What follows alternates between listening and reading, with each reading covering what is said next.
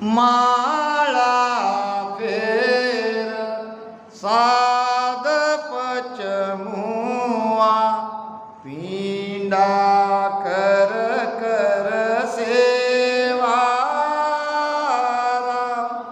माळा फेर साध पचमुआ पिंडा कर कर सेवा अरत करे कर ज्ञानी थाका अरत करे कर ज्ञानी थाका नेकन पायो भेवाओ संतो नाव कळा विदन्यारी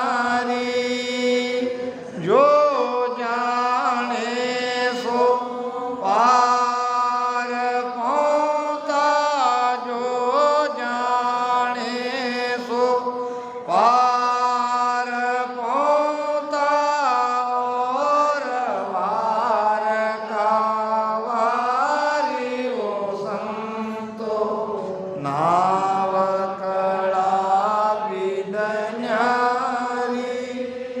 अब नाम की कला को किस किसने नहीं जाना? इन्होंने नहीं जाना जो माला फिरोते हैं। 108 मणियों की माला रहती है और हर मणि को वो 20-20 बार घुमाते हैं। उनका भी अपना गणित है। 108 गुणले 20 कितने होते हैं? 21,600।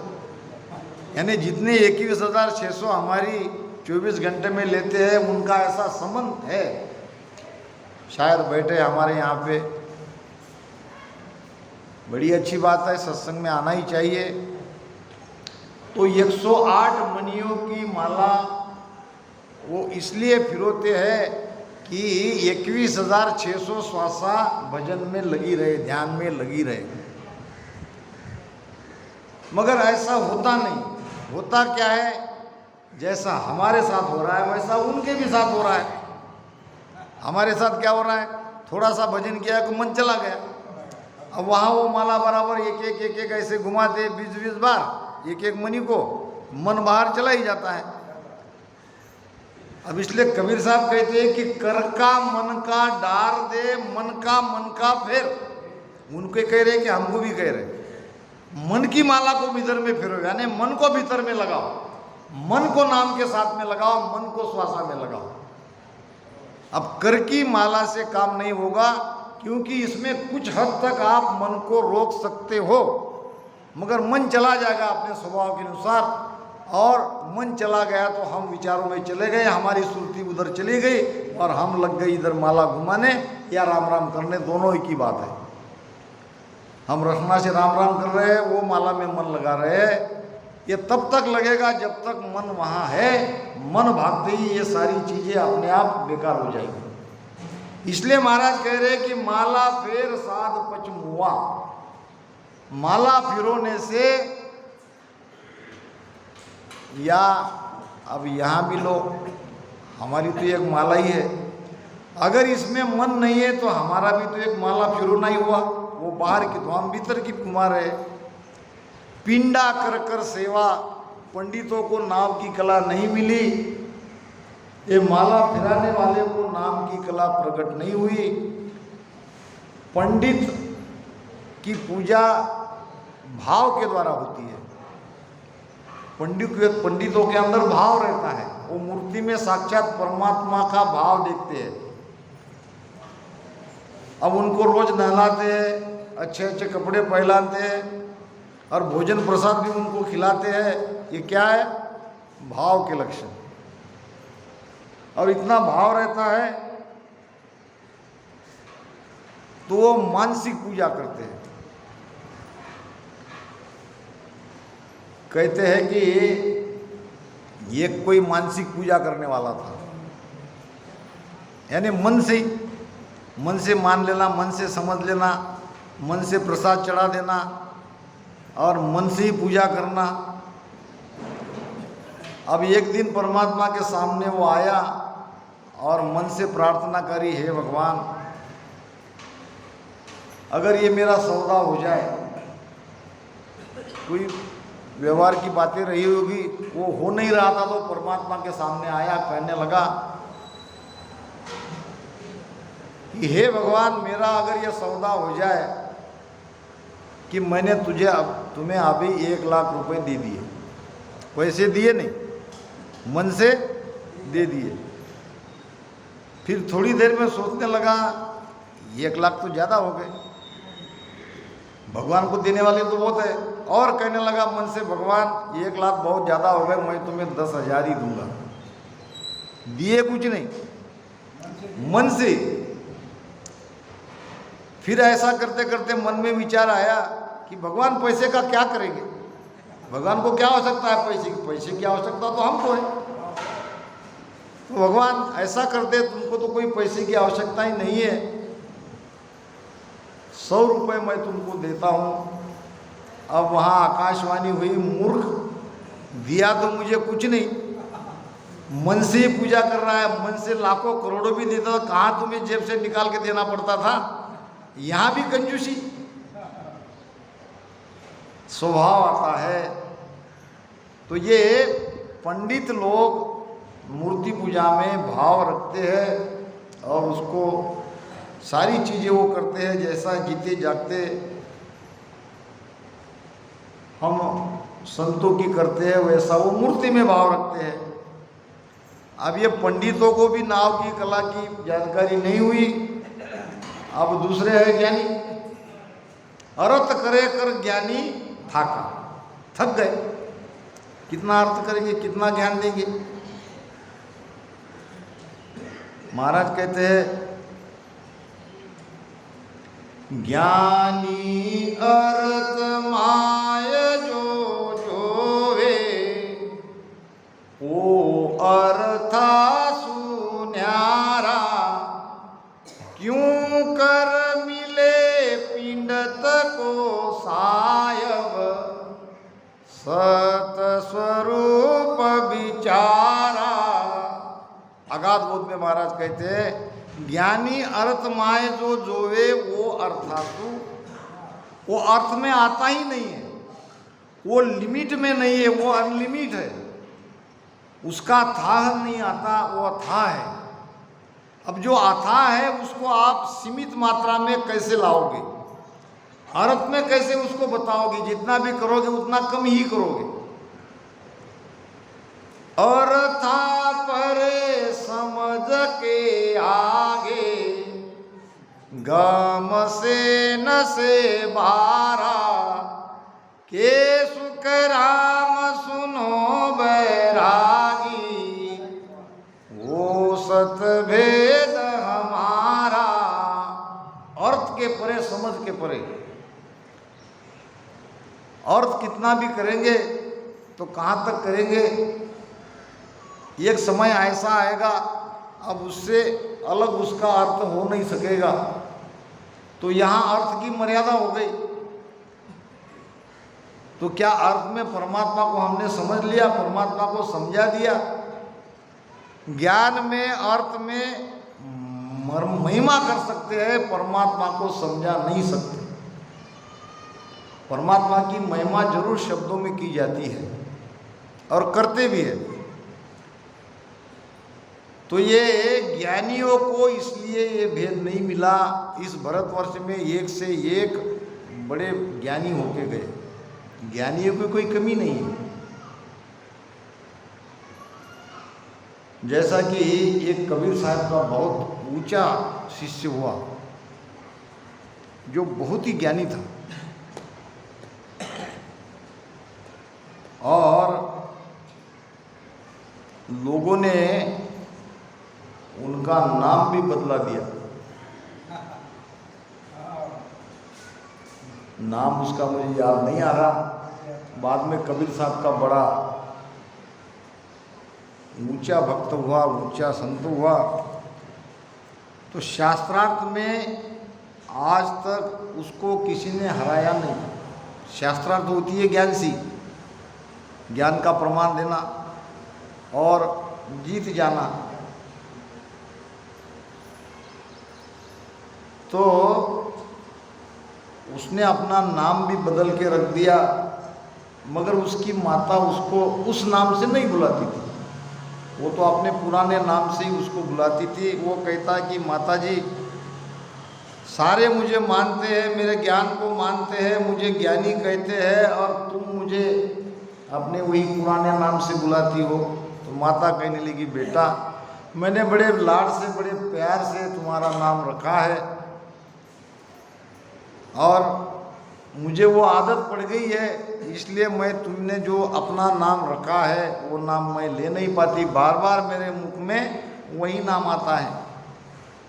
अब नाम का भी महत्व है, नाम का महत्व नहीं है। कहते हैं ना, लक्ष्मी तो गौरिया चुने और भीख मंगे धनपाल, अमर सिंह तो मर मर गए, अच्छा है ठन ठन पाल। एक लड़के का नाम था ठन ठन पाल, और उसको लोग इस नाम से पुकारते तो बड़ा बुरा लगता था उसको। वो माता पिता को कहता कि तुमको कोई नाम ही नहीं मिला, मेरा नाम ठन ठन पाल रख दिया। अब माता पिता कहते क्या बुराई है ठन ठन पाल में, आखिर में तो तुम नाम हो नहीं, तुम तो अलग ही हो, ये शरीर का नाम है, शरीर है तब तक रहेगा। नहीं नहीं, मुझे बहुत बुरा लगता है। तो एक दिन उसने देखा, एक कोई माता, वो गौरिया कहते हैं, किसको कहते हैं, सूखे गोबर को, एक खेत में वो चुन रही थी। अब ये गया, माता जी आपका नाम क्या है? तो मेरा नाम लक्ष्मी है। लक्ष्मी हो कि ये काम कर रही हो? वो कहने लगे, बेटा नाम में क्या रखा है? अब मेरा नाम लक्ष्मी भी है तो क्या हुआ, मेरे कर्म थोड़ी अच्छे हैं, मैं तो बहुत गरीब हूँ। क्या नाम का कोई महत्व नहीं है? नाम का कोई महत्व नहीं है, लक्ष्मी रखो या और कोई नाम रखो। थोड़ा उसको ठीक लगा, बात तो सही है।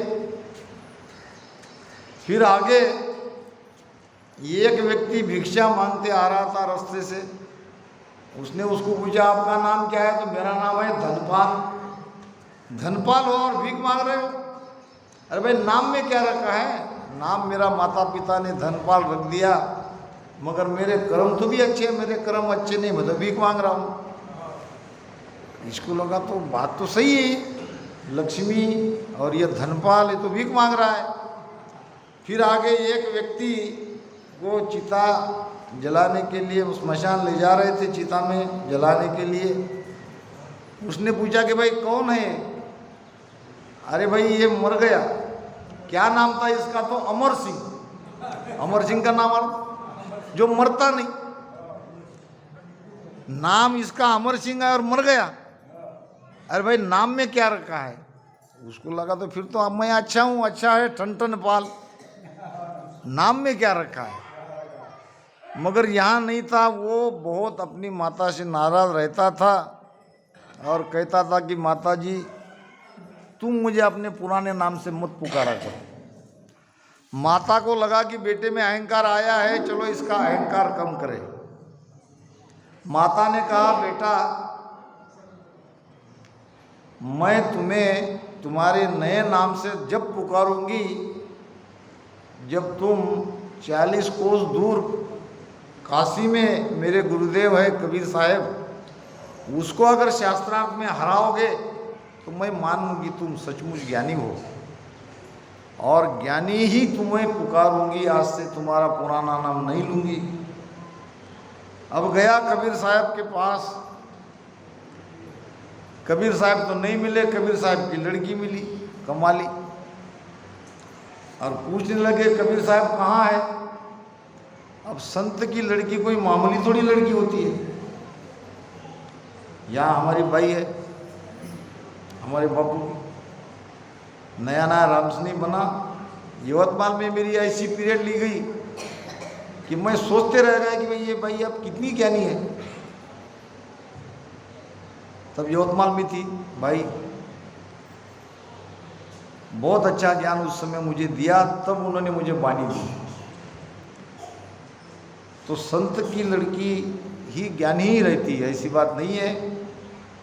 तो कमाली कहने लगी, जब पूछा उसने कबीर साहब कहाँ है, तो कबीर का घर दूर है, जहां सिलहली गेल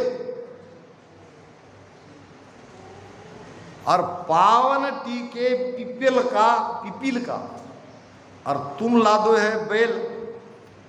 40 बैल थे, 40 बैल पे ऊपर वो शास्त्र की किताबें रखी थी, ये इतने जीती थी लोगों से, शास्त्रार्थ करता था, हर गाय की उसकी बानी ले लेता था। ऐसे बानी के 40 बैल पे उसने वो सारा शास्त्र, सारा ज्ञान का वो पुस्तक, 40 बैल पे ज्ञान की किताबें भर भर के वो कबीर साहब से चर्चा के लिए आया। और कबीर साहब को पूछने लगा तो कबीर साहब की लड़की कहती है कि कबीर का घर दूर है, जहाँ सिलहली गेल, सिलहली यानी फिसलन, पैर कीचड़ में हमारा फिसलता है कि नहीं, तो वहाँ फिसलन का रास्ता है, पाँव नहीं टिकेगा, पाँव रखते ही तुम फिसल जाओगे, गिर जाओगे। पावन टीके पीपील का, यानी पीपील कहते कीड़ी, कीड़ी का पैर भी जहाँ नहीं रुकता है, फिसल जाती है कीड़ी, आगे नहीं बढ़ पाती। और ऐसे रास्ते से कबीर साहब का घर मिलेगा, जाओगे। और तुमने तो यहाँ 40 बैल के ऊपर ये किताबें लेके आए हो और कबीर साहब का घर ढूंढने निकले हो, तो कैसे मिलेगा। तो उतने में कबीर साहब आ गए। आते ही उसने पहचान लिया सर्वजीत, उसका नाम था सर्वानंद, और उसने अपना नाम रखा था सर्वजीत, यानी सबको जीतने वाला। अरे भाई आओ आओ, कबीर साहब ने देखते ही पहचान लिया, क्योंकि उसकी माताजी कबीर साहब की शिष्य थी। तो कहने लगा मेरी माता ने मुझे आपके पास भेजा है, बड़ी अच्छी बात है, आओ चलो बैठते हैं। ये कमाली ने कुछ शरारत तो नहीं की आपके साथ? वो तो अभी तक सोच रहा था कि ये क्या कह रही है, कबीर का घर दूर है, जहाँ सिलहली गेल, वो तो उसमें अभी तक नहीं निकला था। फिर कबीर साहब ने बिठाया, कहो कैसे आना हुआ, तो कहने लगी माताजी ने आपसे शास्त्रार्थ करने के लिए भेजा है। तो इसमें क्या बात है, शास्त्रार्थ हम क्यों करें? क्योंकि मैं जानता हूं आप ज्ञानी हो, मुझे पता है कि आपके जैसा ज्ञानी संसार में कोई नहीं है, आपको शास्त्रार्थ करने की कोई आवश्यकता ही नहीं है। फिर मैंने तो तुम्हें मान लिया है, मैं तो तुमसे ऐसे ही हार जाता हूं बिना कुछ कहे सुने। फिर लिख के दो, माता कैसे मानेंगी? लिखो जो लिखना है। कबीर हारा सर्वानंद जीता, कागज पे लिख के कागज डाल के वापस गया माता के पास, और माता को बताया कि आपके गुरु को, वो तो कोई उतने ज्ञानी नहीं निकले, और लोग तो मेरे साथ शास्त्रार्थ करते हैं, ये तो बिना कहे हार गए, एक बात भी ज्ञान चर्चा हमारी नहीं हुई। अच्छा क्या प्रमाण लाए हो? प्रमाण तो लाए हो बताने के लिए, बताओ। कबीर हारा सर्वानंद जीता था, तो उल्टा हो गया, कबीर जीता सर्वानंद हारा। 2-2 3-3 बार देखा, उसको विश्वास नहीं हुआ, ये तो मैंने लिखा है, और लिखावट कैसे बदली? माताजी लिखने में कुछ गलत हो गया, मैं वापस जाता हूँ, अभी ठीक किया लाता हूँ। वापस गया, फिर लिखा कबीर हारा सर्वानंद जीता, और अगर कबीर साहब का वहाँ पे अंगूठा निशानी भी ले ली। 2-2 3-3 बार उसको देखा, कबीर हारा सर्वानंद जीता। पूरी तरह से निश्चिंत होने के बाद जेब में डाल के माता के पास गया, तो और वो सब बदल गया, कबीर जीता सर्वानंद हारा। तब उसको समझ में आ गया कि जिनको मैं मिल के आ रहा हूँ वो कोई मामूली संत नहीं है, वो तो कबीर साहब है। कहने लगा माताजी बड़ी गलती हो गई, न मैंने आपको समझा, न तो आपके गुरु को समझा। भागा भागा आया, कबीर साहब के चरणों में गिरा, और कबीर साहब का बड़ा ऊंचा भक्त हुआ। फिर कबीर साहब ने उसका नाम सर्वजीत रखा। सर्वानंद तो था ही, और शास्त्रार्थ में उसने सबको हकीकत में जीता ही था, मगर संत और शास्त्र में, संत और ज्ञान में बहुत अंतर है। संतों के पास तो भीतर का ज्ञान रहता है और शास्त्रियों के पास बाहर से जमा किया हुआ ज्ञान रहता है।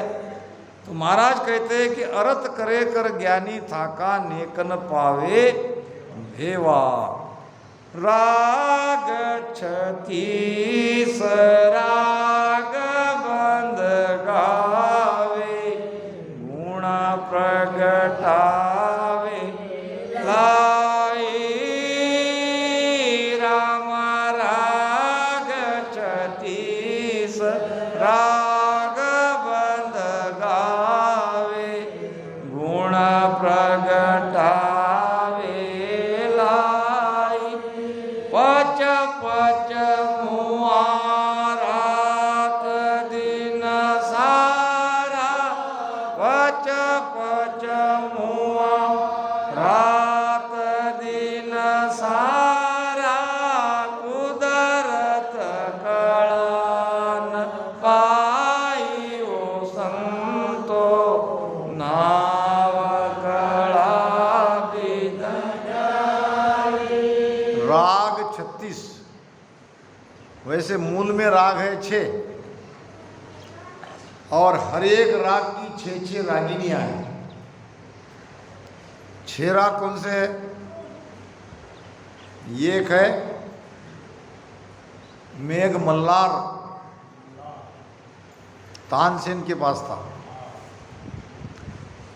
तानसेन वो मेघ मल्लार राग गाते ही, जब बारिश चाहते थे बादशाह अकबर, तब तानसेन को बुलाते थे। तानसेन ये मेघ मल्लार राग गाते थे और बारिश हो जाती थी। देखो कितनी ताकत है राग में। और फिर आता है दीपक राग। दीपक राग था राजा विक्रम के पास। दीप राग दीपक जग जावे, राजा विक्रम के पास दीपक राग था। राग गाते ही दिए जल जाते थे मंदिरों में। मंदिरों में जब दिए लगाने का समय होता था तो राजा विक्रम उज्जैनी नगरी के दीपक राग गाते थे, दिए अपने आप जल जाते थे। फिर भेरू राग, भेरू राग है ना, भेरू राग पत्थर पिघल जाता था, या पत्थर के जैसे इंसान पिघल जाते थे भेरू राग गाते ही। जामवंत के लड़के को ये भेरू राग आता था। नारद जी की इच्छा हुई कि जामवंत के बेटे के पास जाके भेरू राग गाए। कहते हैं कि एक पत्थर पे वीणा लेके नारद जी बैठे और जामवंत जी के लड़के भेरू राग गाने लगे। अब भेरू राग गाते ही पत्थर पिघल गया। अब नारद और उसकी वो वीणा पत्थर में फंस गई। राग गाना छोड़ते ही वो उसमें फंस गए। पहले पिघल गए, फिर जैसे के वैसे हो गए। फिर उसको और प्रार्थना करी कि भाई दोबारा गाओ और ये पत्थर को पिघलाओ, तभी मैं बाहर निकलूंगा, नहीं तो नहीं निकलूंगा। फिर आता है राग हिंडोल।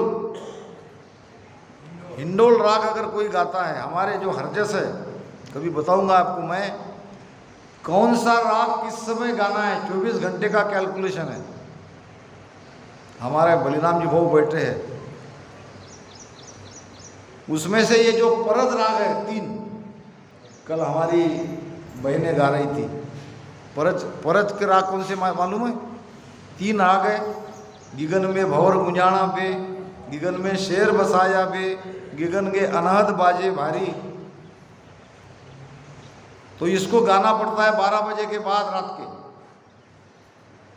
नहीं तो आप जाओ तालनपुर में देखो, वो जो हरजस जब गाते हैं तब तो वो हरजस गाने का गुण रहता है। सुबह के राग कौन से? ये जो भेरू प्रभाती हमारे राग है, इसको सुबह ही गाया जाता है। इसको अगर दोपहर में गाओगे तो गुण नहीं उतरेगा। और जैसा राग, जिस राग में गाते आ रहे हैं उस राग को पकड़ने की कोशिश करो। अगर गुण को उतारना है, क्योंकि महाराज कहते हैं कि गुण प्रगटाते हैं, हमारे पास भी राग है, वो राग जिस समय जैसे गाना है उस समय अगर गाओगे तो वो गुण प्रगटेगा। अब गुण प्रकट करना है, प्रेम को तो ही प्रकट कराना है। ये प्रेम को प्रकट कराने के लिए ही सारा ज्ञान ध्यान हरजस गाना है, एक ही चीज के लिए कि परमात्मा के प्रति वो प्रेम आपका लगे, वो प्रेम आपके भीतर प्रकट हो। प्रेम जहाँ हर नाव प्रकाशे, एक दिवस भर ढील न पासे, दुर्लभ प्रेम जब आवे नाई, तब लग नावन जाने भाई। तो 36 राग में और छठवां राग है जो महाराज में कहीं उल्लेख नहीं किया मगर अलग जगह किया है, वो राग है सिंधु। सिंधु राग गाने से शूरवीर में शूरवीरता आती है। अब ये 6 राग की 6 रागिनी हैं, इनमें गुण उतरता है, राग में गुण उतरता है। इसी प्रकार कोई राग में हरजस का गायन करे, आजकल चलता है संगीत का आधार लेके, संगीत बड़ा गाने को अच्छा लगता है कान में, मगर ये इसमें ही रह गए। महाराज कहते हैं पच पच मुआ रात दिन सारा। अब ये शास्त्रीय संगीत में गाते गाते पछते पछते मर भी जाओगे तो भी वो कला नहीं जगेगी। जोगी आत धोय पच मुआ, गीगन चढ़ावे भाई रामा। जोगी आत धोय पच मुआ, गीगन चढ़ावे भाई। जप तप माय पचा सन्यासी, जप तप माय पचा सन्यासी, या विदने कन पाइयो संतो नाव कला विदने। नाव की कला को जोगी ने नहीं पाया, हठयोगी। हठयोगी करते क्या है? हठयोगी का ज्ञान भी नाड़ियों का ही ज्ञान है। वो भी हमारे जैसे ईड़ा पिंगड़ा सुकमड़ा को ही जगाते हैं, मगर उनका तरीका अलग है। हम प्रेम से जगाते हैं, वो हठ क्रिया से जगाते हैं।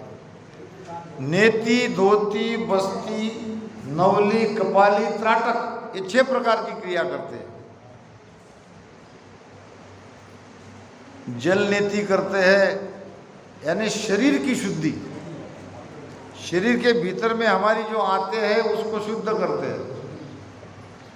2-2 मीटर का कपड़ा नाक से अंदर डालते हैं और पूरा का पूरा कपड़ा बाहर निकालते हैं, और कोई कोई अपने आते को भी बाहर निकाल के उसको साफ करके वापस और शरीर में डाल देते हैं। जोगी आत धोय पचमुआ, गिगन चढ़ावे बाई। वाई नाम वायु, पवन को ब्रह्मांड में चढ़ाते हैं। हम भी पवन को ब्रह्मांड में चढ़ा रहे हैं। उनकी हमारी क्रिया अलग है, उनकी क्रिया जटिल है, कठिन है, और हमारी आसान है। श्वासा हमारी भी ब्रह्मांड में ही जाती है, पीछम से जाती है। वो पीछम के रास्ते से चढ़ती है, वो सीधे संकनाल से चढ़ाते हैं। तो जप में तप में ये सन्यासी पच पच के मर गए, मगर इनको नाम कला का भेद नहीं मिला। वेद वेद वेद पचता का ने अंचर नहीं पायो राम। वेद वेद वेद पचता का ने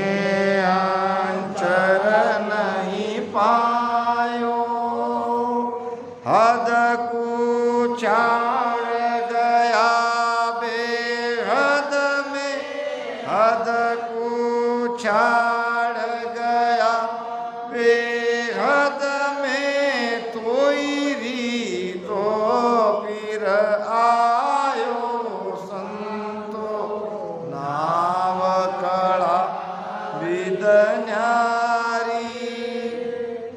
वेद लवेद भेद और हमारा है सूक्ष्म वेद। वेद का मंत्र है ओम और भेद का मंत्र है सोहम, लवेद का मंत्र है ररंकार। ओम सोम और ररंकार से ये सत अलग है।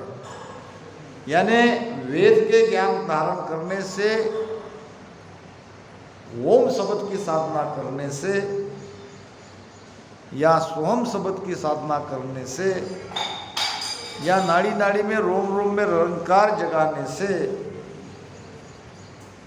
इतना भर करने से वो नाव की कला नहीं जगेगी। हद को छाड़ गयो बेहद में, इससे क्या होगा?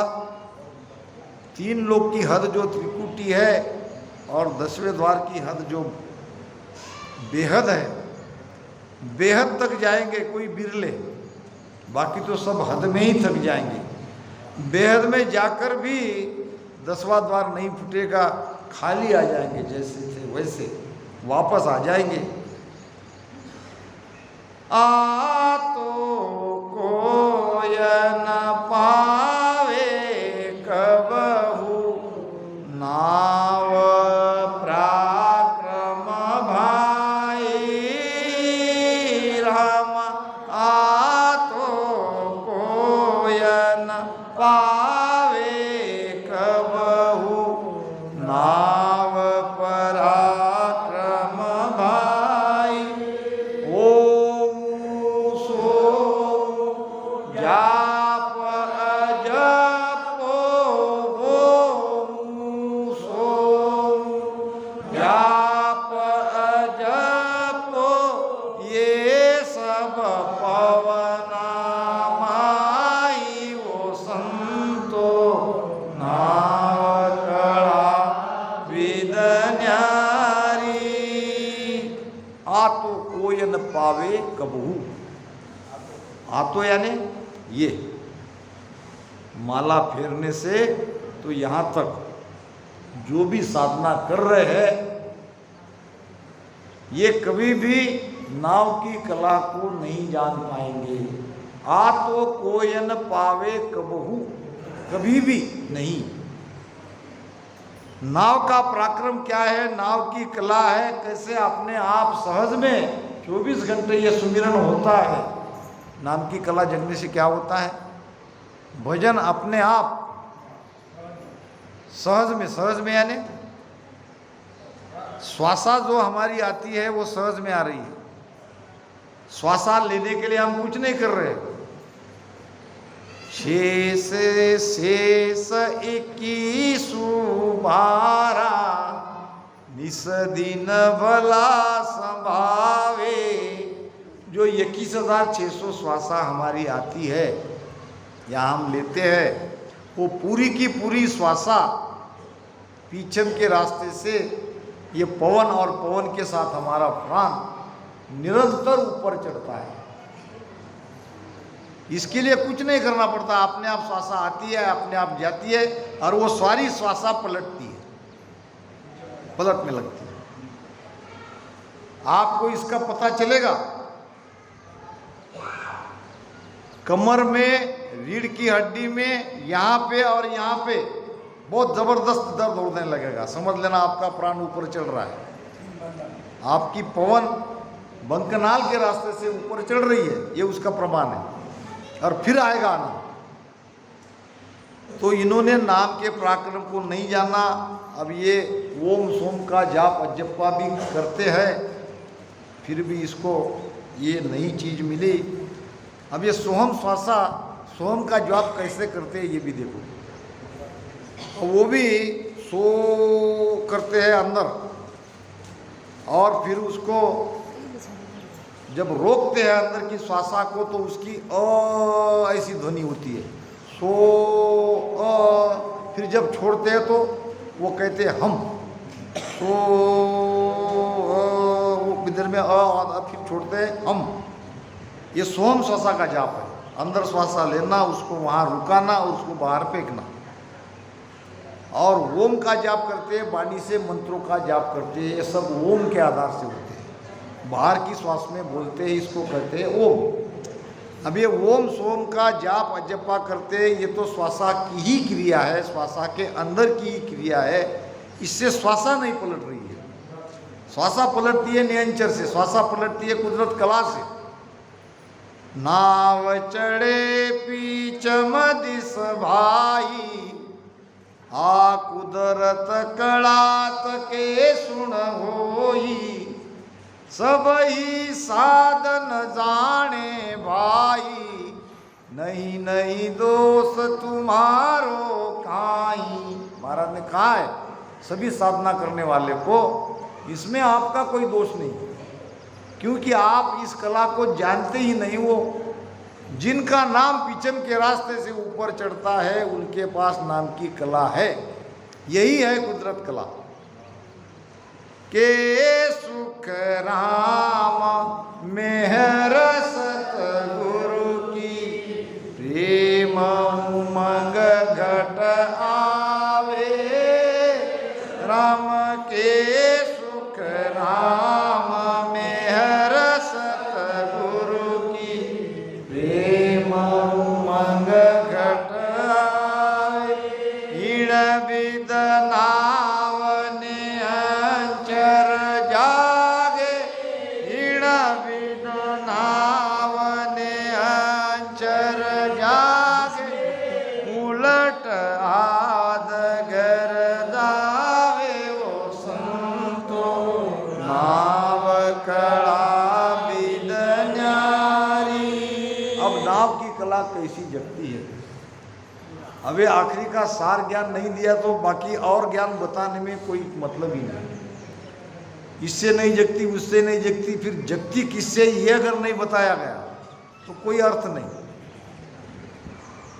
नाम की कला जगती है सदगुरु मेहर से। अब उसका प्रमाण है कि हमारे घट में प्रेम उमंग कराता है। वो मन इंद्र उमंग कर आयो, ज्ञान बादला दर्शा, विरह तन बीच चमकने लागी, भजन मेघ सो परचा। राम राम राम राम राम राम करते करते इतना प्रेम आ जाता है, इतना प्रेम प्रकटता है, आंखों से आंसू की धारा बहती है। ये है नाम की कला जगने की रीति। इन विद नाव नियंचर जागे। अब इतना ही कर लिया, आंखों में आंसू की धारा आ गई, प्रेम आ गया तो काम नहीं बन गया। अब तो आप ध्यान की यात्रा करने के लायक हो गए। आप नियंचर के साथ सुरती और मन और प्राणा को निरंतर ऊपर चढ़ाओ, तभी अमरलोक में जाएंगे। यही है नाम की कला, और इस कला को हम और आप सभी जानते हैं। हमारी कोशिश यही रहनी चाहिए कि हमारा भजन प्रेम से होता रहे, हमारे अंदर ही वो प्रेम प्रकट आए। जिसके भीतर नहीं आया है, घबराने की आवश्यकता नहीं है, जरूर आएगा।